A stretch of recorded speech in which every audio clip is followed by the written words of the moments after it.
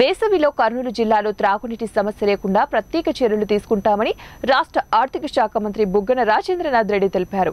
ఉమ్మడి కర్నూలు జిల్లా పరిషత్ సర్వసభ సమావేశానికి హాజరయ్యారు. కర్నూలు జిల్లా కలెక్టర్ డాక్టర్ జి సృజన, నంద్యాల జిల్లా కలెక్టర్ శ్రీనివాస్ పాల్గొన్నారు.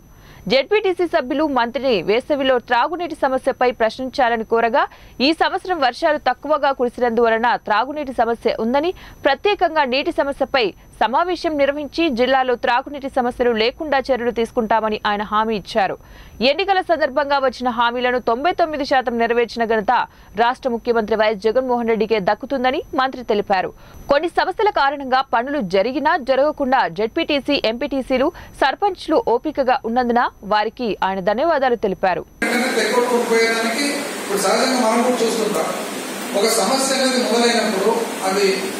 ఇంట్లో ఉండొచ్చు, కుటుంబంలో ఉండొచ్చు, లేదా వ్యాపారంలో ఉండొచ్చు, లేదా పాలనలో ఉండొచ్చు. త్వరగా దాన్ని సాల్వ్ చేసుకుంటే తొందరగా అయిపోతుంది.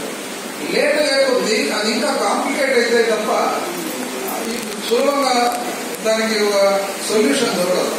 5 సంవత్సరాలు పెండింగ్ వంటి 19కి వచ్చేటప్పటికి అవి ఇంకా ఇబ్బందికరమైన పరిస్థితి వచ్చింది. అన్ని ప్రాజెక్ట్స్ పెండింగ్. అన్ని చూసుకుంటే లోపల మనకు కరోనా వలన మనకు ఇప్పటికి కూడా, అంటే మనకే కాదు ప్రపంచవ్యాప్తంగా కూడా ఈరోజు మనం బాగున్నట్లే ఉంది. కానీ కరోనా వల్ల మనకు తెలియని ఆర్థిక ఇబ్బందులు అనేది ప్రపంచానికంతా ఉన్నాయి.